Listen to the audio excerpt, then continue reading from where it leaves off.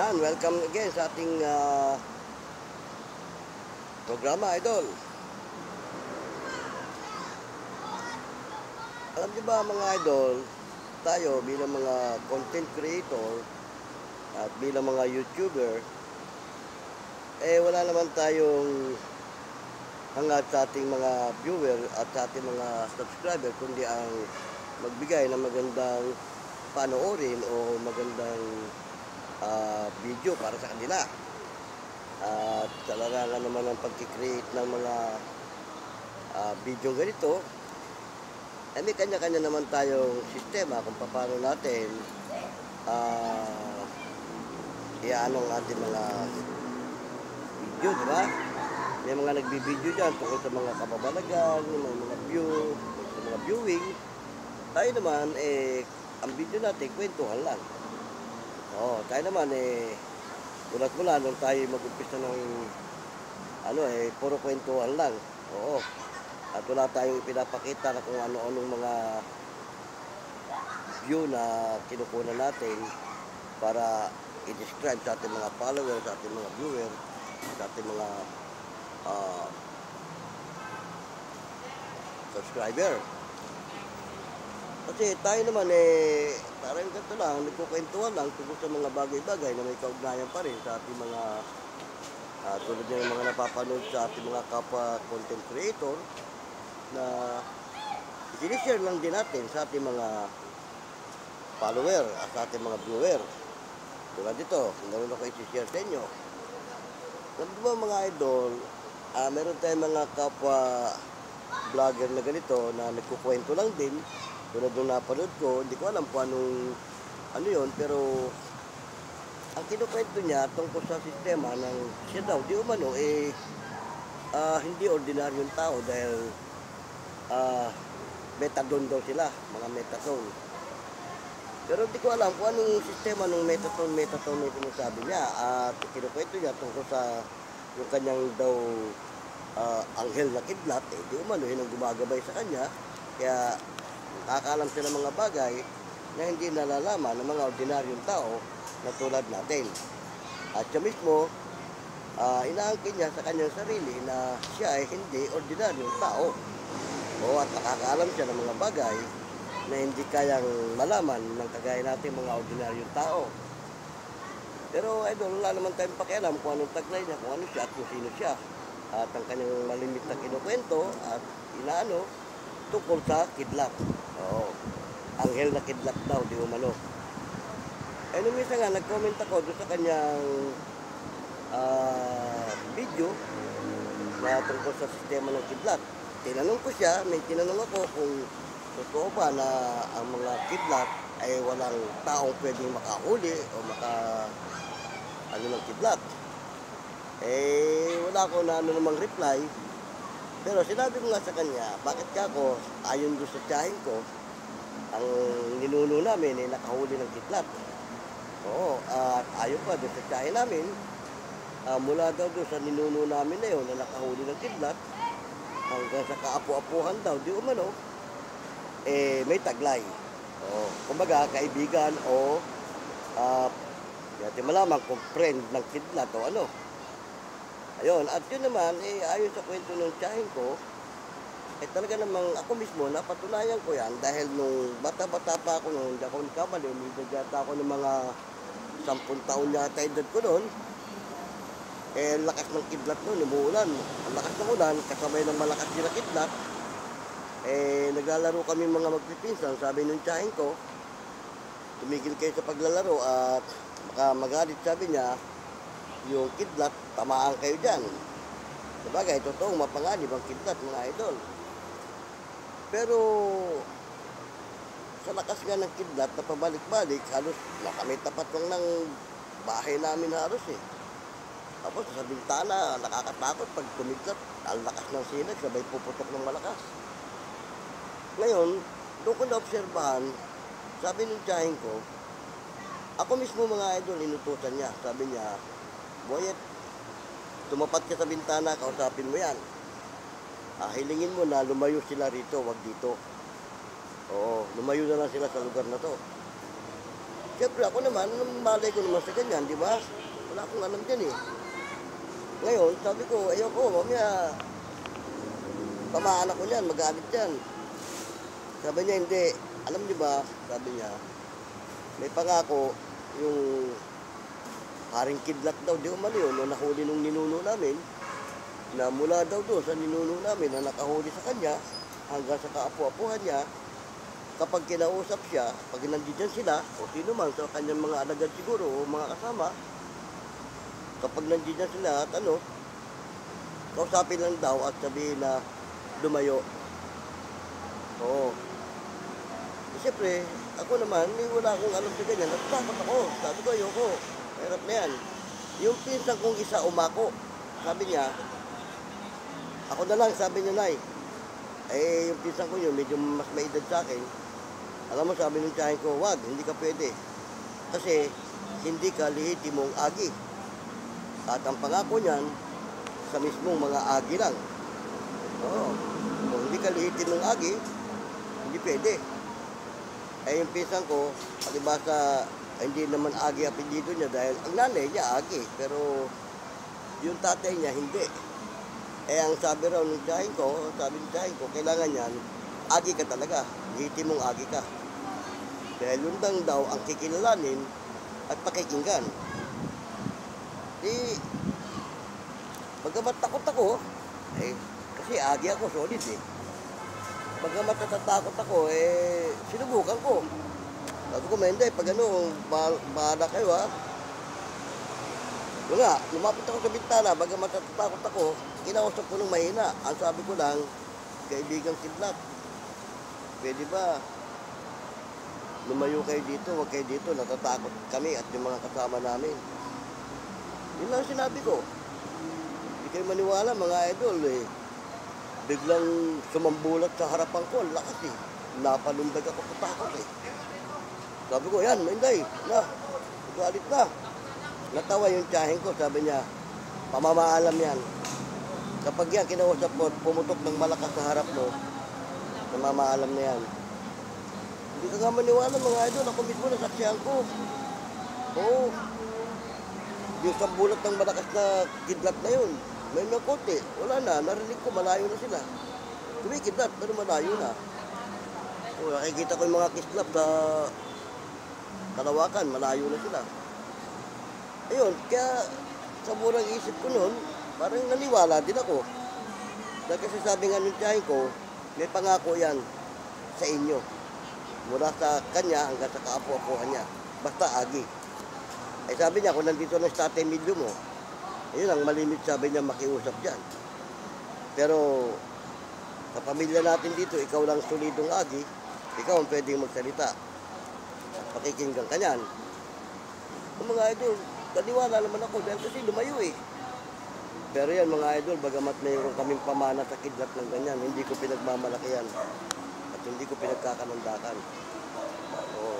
Ginagawa ko lang minsan yan, pag hinihingi ng pagkakataon, lalo nasa may tapat lang ng bahay namin o sa ano namin, ang panayputok ng kidlat.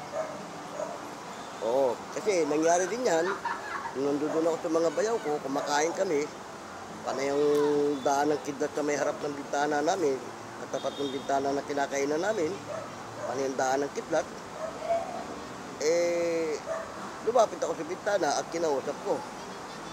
Oo.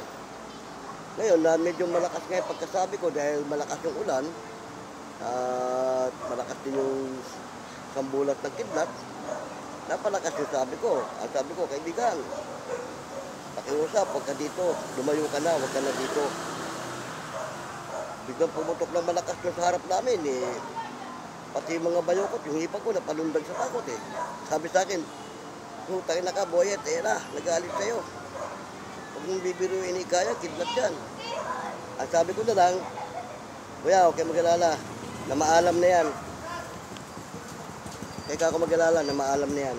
Yan ang palatandaan na papaalam na siya. Kasi nung kausapin ko eh, talagang parang sa harapan lang namin, sumabot yung... Oo, kaya lang palundag nga sila eh. Ano, matapon yung kinakain eh, natakot eh. Yun. Kaya kung naniniwala ako mga idol na may pangako nga sa amin. At yan naman, pinanghahawakan ko, pero hindi ko yan pinagmamayabang at hindi ko yan pinagkakalandakan. Naikukwento ko lang dahil nga doon sa napanood ko, na di umano siya may gabay na kidlat. Oo, anghel na kidlat daw, ang gabay niya, at nakakapagbigay daw ng mensahe sa kanya yun tungkol sa mga anumang bagay na hindi kayang maabot ng ordinaryong tao. Pero yan, sabi ko nga sa kanya, kung totoong walang nakakahuli ng kidlat, bakit yung amay namin o yung ninuno namin nakahuli niyan? Oh. At may pamana. Isa nga kami sa napamanahan. Dahil ang sabi nga ng kain ko, kung hindi ka lihito mong agi, huwag kang mangangahas. Tapos tinesting ko rin yan doon sa anak ko. Oh, sabi ko doon sa panganay kong anak, Born, kapag kumikidlat ng malakas at malapit lang sa inyo, kausapin mo. Sabi mo, kaibigan, huwag ka naman dito. Oo, sinabi ko yun sa anak ko. Tinesting din ng anak ko. Sabi nga niya, Papa, naniwala na ako. Meron tayong pamana tungkol sa mga kidlat. Sabi ko, huwag mong aabusuhin. Yan, kaibigan natin yan, pero hindi natin gamit yan o hindi natin yan taglay. Nakikisuyo lang tayo sa kanila. Oo, bilang kaibigan natin sila dahil sa ating ninuno. Ganon. Kaya yung nagkukwento tungkol sa sistema niya, sila daw mga methadone, at bihira lang daw sa kagaya nila ang may ganong ito sa mga sistema ng kwento niya kasi para kung nayabangan na hindi mo, hindi raw sila ordinaryong tao o meron silang kakayahan na wala sa ka-ordinaryong tao. Yun, kaya inano ko siya, nag-comment ako doon sa mismong programa niya. Sabi ko sa kanya, totoo ba na walang pwedeng humuli sa kidlat? Kung totoong walang pwedeng humuli sa kidlat, bakit yung amain namin o yung ninuno namin, ayon sa kwento ng tiyahin ko, nakahuli ng kidlat? At bilang patotoo ka ako, may pamana siya na mula sa kanya hanggang sa kaapu-apuhan niya ay kakaroon ng ganong sistema na pag kumikidlat, kausapin lang sila. Oo. Pero yun, yun naman, siyempre, kung yun man pangako sa ninuno, alam mo kasi yung mga matatanda nung araw, ganun talaga eh. May mga bertud sila na wala sa ordinaryong tao eh. Kaya ultimo kalikasan, kaya nilang yun eh. Ang kidlat mga idol, hindi yan biro, kalikasan yan. Oo. Walang sisinuhin yan. Pag talagang lalo sa kasamaan, nako, pag puro kasamaan at ginamit ng itaas yung kidlat bilang kalikasan, walang sisinuhin yan. Kaya nakakatakot yan.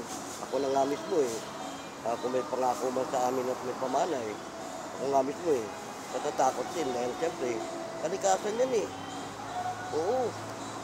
Pero siyempre naman, kung hindi ka naman abusado, hindi naman siguro. Kagaya ko, hindi naman ako abusadong tao. At hindi ko siya pinagkakalandakan. Oo, sasabihin, may taglay akong ganyan, gamit ko siya, hindi ko siya gamit. At hindi ko siya taglay. Nakikisuyo lang ako. Kumbaga, nakikiamot lang, di ba?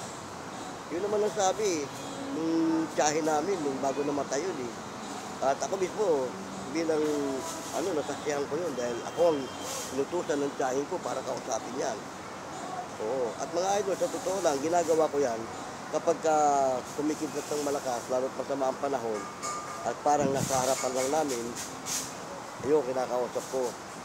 Pero ayun ko, sabi kasi ng tiyahin ko, kapag ganyan daw na kumikidlat na malapit lang sa harapan namin o sa amin, ibig sabihin daw niya, nagpapahiwati. Papahiwati siya na nandyan sila. Oo, nandyan sila. At kung pwede silang kausapin na lumayo. Yun naman ang sabi ng tiyahin ko nung nabubuhay pa. Kaya gano'n naman ang ginagawa ko pagka medyo alam ko na nandiyan lang sa may harapan namin na pabalik-balik ang lakas ng sambulat, kinakausap ko lang. Hinihiling ko lang naman na lumayo. O, nakikinig naman. Kaya lang, pag hiniling ko ng gano'n, biglang sasabog ng malakas eh. Yung misis ko nga, nung minsan ko ginawa yan eh. Nagulat niya eh. Biglang sabi niya, ay ano ba yan? Sabi ko, kaibigan natin yan. Hindi tayo yun yan. Nakiusap lang tayo. Nakiusap lang ako na lumayo. kaganyan ka ako sumambulat ng malakas yan, ibig sabihin daw niya, nagpapaalam na. Oo. Kamukha ko, may konti, wala na yan. Eh yun nga, nagulat ka din yung misis ko na ano niya, kumidlat man, wala na, malayo na sa amin. Maski tinitig na namin sa Kalawakan, malayo na siya. Ganun. Oo, kaya totoo yan, yung mga matatanda sa una, siguro talaga may mga ganyan na taglay. Oo. Kaya ako, hindi ko naman inaangkin na ako may taglay na kung ano pa man. Wala, ordinaryong tao nga lang din ako na katulad ng ating mga idol dyan na nagbablog. Oo. Wala rin akong taglay na kung ano-ano. Hindi rin ako paranormal, hindi rin ako manggagamot. At lalong hindi ako ghost hunter, hindi ako ghost explorer. Pero inaamin ko, meron akong kakayahan pagdating sa mga kababalagan, kagaya ng mga abandonadong lugar, at di umano may nagmimilagro o may nagmumulto, yan, may kakayahan ako dyan. O, kasi nga, nabanggit ko na nga, dati akong pintor sa mga nagdidistinuhan naming bahay, makakatagpo kami ng ganyan mga kababalagan. O, at yan, kapag alam ko makakapirwisyo sa trabaho namin, ay talaga sinasawata ko yan. O, kinakausap ko muna yan. Pag hindi nakinig, bibigyan ko ng sample para malaman niya na hindi ako nagbibiro sa kanya at hindi ako nakikipaglukuhan. Diba? Sinasabi ko naman wala akong pakialam sa iyo kung sino ka at kung ano ka. Huwag mo kaming piperwisyuhin at huwag kang makikialam sa amin. Hindi kami nagpunta rito para bulabugin ka o para mamirwisyo. Nandito kami para magtrabaho. Ngayon, kung nagbubulabog ka namin, pasensya ka na. Ikaw nakakakita, hindi ka namin nakikita, ikaw ang umiwa. Ngayon, kung pipirwisyuhin mo kami, dalawang klase lang yan. Oo. Pag sinabi kong dalawang klase lang yan, kung hindi ikaw ang lalayas, pupuksain kita. So, mamili ka, lalayas ka, alis ka dyan, o pupuksain kita. Ngayon, pagkakako, hindi ka umalis, sasampo lang kita ka, bahala ka sa buhay mo. Yun, siguro, yung iba naman, parang siguro, sabi nga nung bayaw ko na nagbigay sa akin ng konting kaalaman, sabi niya, kapag marami ka ng napuksa na elemento o ano pa mang mga masamang espiritu, mismo yung diablo na humahawak sa mga yan o nagahari, kilala ka na. Makikilala ka na niya. Kaya kung saan ka mapadpad na meron siyang pinagaharian, pag kinausap mo, siya na mismo ang pipigil doon sa kanyang mga alipores. Kasi alam niya, kaya mong puksain yun Kasi may ginawa na nga ako yan Sabi ko, wala akong pakialam kung sino ka. At kung ikaw ang umahawak sa mga alipores mo dito, panoorin mo kung anong gagawin ko sa alipores mo. Ganun. Ayun naman, napagkukwentuhan lang natin dahil nga, dati tayong pintor, nabanggit ko na, siyempre ayoko namang mapipirwisyo yung trabaho namin nang dahil lang sa kanila, di ba? Hindi naman namin sila sinadya para pirwisyohin. Wala kami magagawa, trabaho namin yan Kaya antimano, sinasabi ko, huwag mo kaming papakialaman, huwag mo kaming pipirwisyohin kung gusto mong manatili dito. Kung habang nandito kami, estetika lang muna dyan, huwag mo kaming papakialaman. Pag alis namin, di bahala ka na. Ginawa ko nga yan doon sa isang trabaho namin Kinausap ko. Pakiusap lang hanggat nandito kami, huwag ka mamimirwisyo. Pag alis namin, bahala ka na. Oo, nangyari nga yun, nung wala na kami doon yung may-ari ng bahay na nirenovate namin at pininturahan namin pumasyal sa amin Sabi sa akin, Manong, akala ko ba wala na doon yung sabi mo na ano. Sabi ko, bakit? Sabi niya, makalipas 2 linggo na may nakatira na bumalik na naman, meron na naman namimirwisyo. At sabi ko, wala na akong pakialam doon. Oo, totoo niyan, kinausap ko lang yun nandun. Sabi ko, habang nandito kami, huwag ka mamimirwisyo. Dahil kasi ayoko mapipirwisyo sa trabaho namin. At siguro nakinig sa akin, umalis pa samantala. Wala na kami doon. Wala na rin akong pakialam doon. Hindi ko na pwede pakialaman kako yun. Ang ganito kako, sabi ko, manap kayo ng mga albularyo o mga paranormal na kaya silang kausapin tulad ng ginawa ko. Pero kung ako i-import mo para kausapin sila, hindi pwede kako. Ginawa ko rin para sa akin Nakiusap ako sa kanila, sinunod naman nila Ngayon, kung babalik pa ako para pakialaman sila, parang abuso na yun. Kasi sabi ko, wala akong pakialam sa inyo, hindi ko kayo pinapakialaman, huwag nyo kami papakialaman. So, nakinig naman ako, hindi kami pinakialaman hanggang matapos yung trabaho. Ngayon, kung i-importahin mo ako, babalik ako ron para pakialaman sila, ay hindi ko kako siguro magagawa na yun. Kasi nagkausap na kami minsan eh. Nagawa ko na yung para sa akin eh. Gawin nyo naman kako, yung para sa inyo. Oo, manap kayo ng albularyo o paranormal na yun ang kakausap sa kanila. Ako naman mga idol, sa totoo lang eh, pag naramdaman ko yung bahay na may nagmimilagro, kinakausap ko muna yun eh. So, kaya lang naman ako napipilitan puksain yung mga yan pag hindi nakinig. Oo, siyempre mapipirwisyo kami. Eh, hindi naman ako papayag doon na pipirwisyuhin niya kami dahil baka mamura kami nung nagpapagawa, di ba?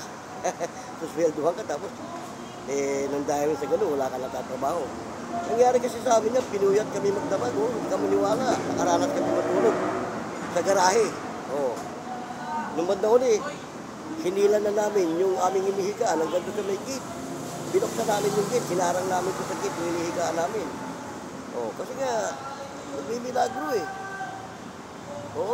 Okay na mga idol, tayo naman nagkukwentuhan lang, salamat ng marami at sinamahan nyo ako sa may kisandali na ating kwentuhan. Ito pong muli, inyong lingkod, si Boyet ng Vlogs TV, pansamantalang nagpapaalam. At kung may mga comment kayo, lagay nyo lang sa comment section para matalakay natin. Kung may mga katanungan kayo, lagay nyo rin dyan, matalakay natin.